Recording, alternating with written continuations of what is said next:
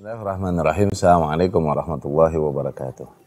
Akhwani wa akhwati rahimakumullah. Sering kita dengar para ahli ilmu memperingati kita dari hal-hal yang disifatkan oleh mereka bid'ah. Sering mereka peringatkan kita bahwa jangan mengamalkan amalan ini, jangan mengamalkan amalan itu, bahwa ini bid'ah, bahwa itu bid'ah.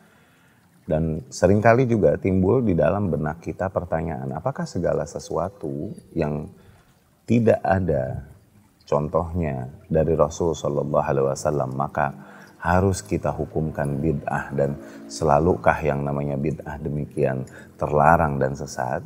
Dan kapan menghukumi sesuatu itu adalah bid'ah yang memang sesat dan terlarang, tidak boleh dilakukan? Kapan menghukumi sesuatu bahwa itu adalah bid'ah yang memang diperbolehkan? Ya. Yang pertama perlu kita ketahui bahwa yang dihukumkan bid'ah oleh para ulama adalah hal-hal yang memiliki keterkaitan dengan agama. Misalnya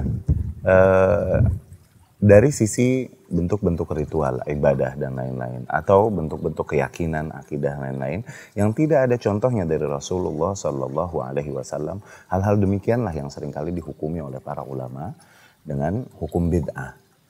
Nah, bukankah banyak hal yang berkaitan juga dengan agama, namun tidak ada pada masa Rasulullah Shallallahu Alaihi Wasallam, namun kita tidak hukumi bid'ah, seperti penggunaan teknologi dan lain-lain untuk berdakwah, misalnya mikrofon untuk berdakwah, untuk mengumandangkan azan dan lain-lain, atau penggunaan pesawat terbang untuk pergi haji atau umroh dan lain-lain. Ini hal-hal yang ada keterkaitannya dengan agama, namun tidak dicontohkan oleh Rasul Shallallahu Alaihi Wasallam. Apakah ini juga kita hukumi bid'ah?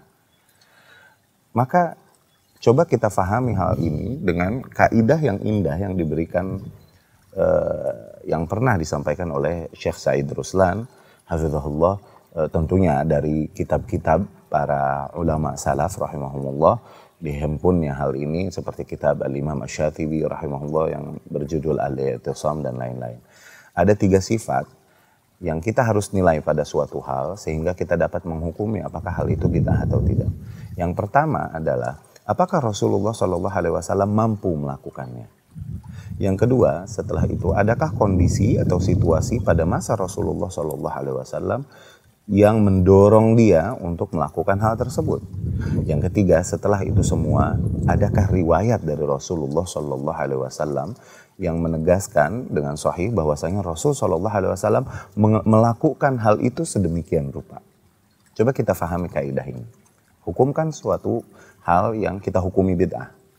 Misalnya membaca Al-Fatihah, mengirim Al-Fatihah untuk yang meninggal. Mengirim Al-Fatihah untuk yang meninggal. Maka bagaimana menghukumkannya? Coba lihat, apakah Rasulullah Shallallahu Alaihi Wasallam mampu membaca Al-Fatihah? Tentunya jawabannya adalah mampu.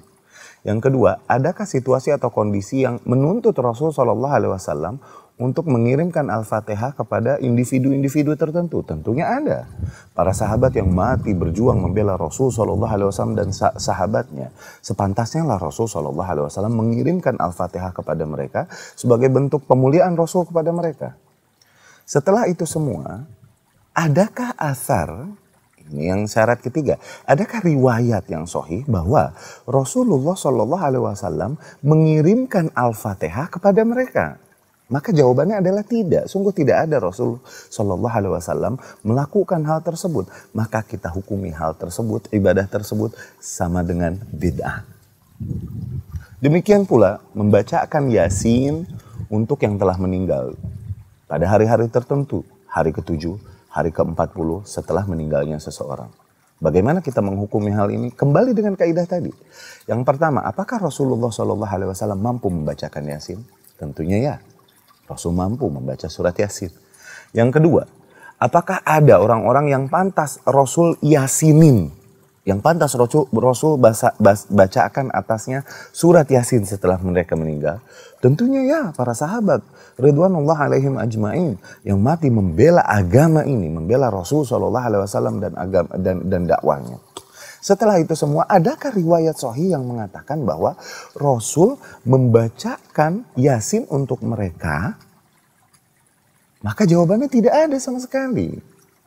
Apalagi membacakan Yasin di hari-hari tertentu seperti hari ke-7, hari ke-40, hari 100 kematian. Demi Allah hal ini tidak ada sama sekali riwayat yang mengatakan bahwa Rasulullah SAW melaksanakan hal tersebut, melakukan hal tersebut.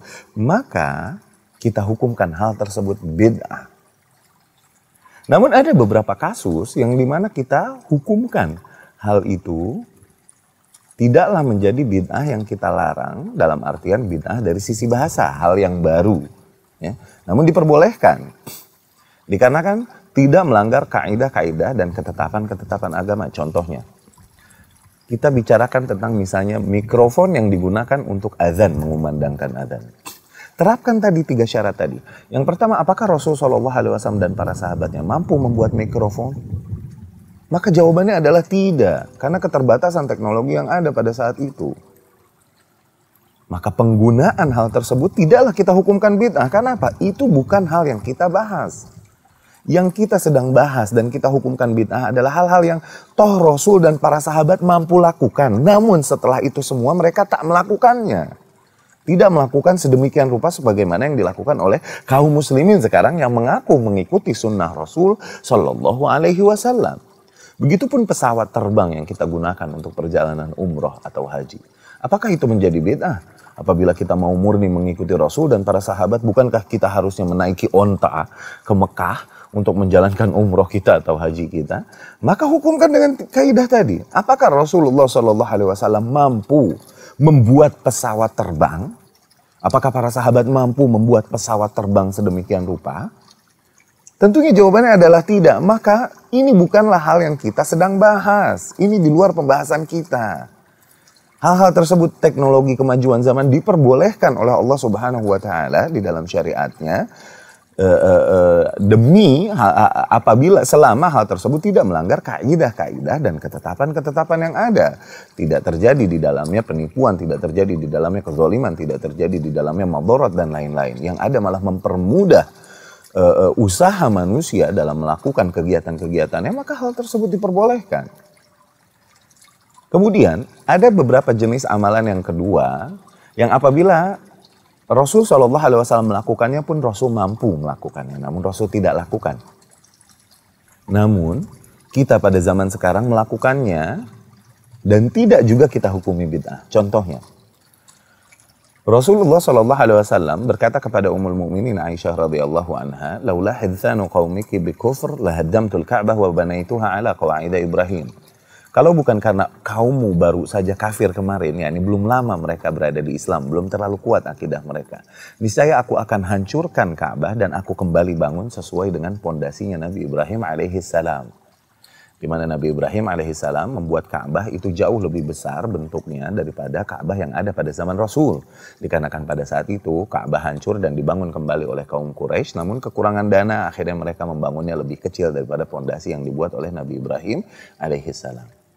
Rasul berkata kepada Ummul Mukminin Aisyah, andai saja kaummu belum lama kafir kemarin, yakni belum terlalu kuat akidahnya di dalam Islam, niscaya aku akan hancurkan Ka'bah dan aku akan bangun kembali sesuai dengan kaidahnya atau pondasinya Nabi Ibrahim alaihissalam. Nah, terlihat betapa situasi dan kondisi yang ada pada zaman Rasul SAW menahannya untuk melakukan hal tersebut, menghindari kemadharatan yang terjadi lebih besar. Padahal Rasul mampu. Kalau dia mau lakukan, Rasul mampu. Hanya untuk membangun tembok Ka'bah, mampu. Namun tidak Rasul lakukan. Kemudian dilakukanlah sepeninggal Rasul SAW. Yang pertama oleh Abdullah bin Zubair radhiyallahu anhu. Ketika dia menjadi khalifah di Mekah.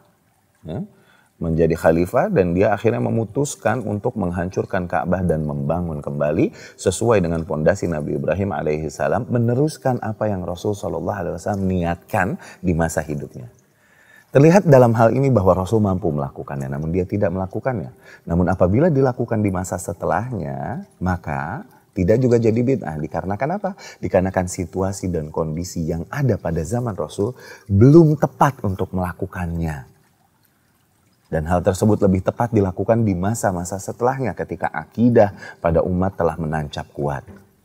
Begitupun banyak hal lain, seperti hal yang kita lempar ketika haji, yang kita kenal dengan nama jumroh. Pada zaman dahulu kala, jumroh tersebut adalah hanya sebuah tiang. Dan sekarang jumroh tersebut adalah berupa tembok, bangunan yang megah. Rasul Shallallahu Alaihi Wasallam apabila pada masanya ingin merubah tiang tersebut menjadi sebuah tembok, Rasul mampu melakukannya. Membangun tembok bukanlah hal yang tidak mampu dilakukan oleh umat-umat terdahulu. Namun Rasul tidak merubah jumroh tersebut menjadi tembok bagaimanapun. Dikarenakan apa?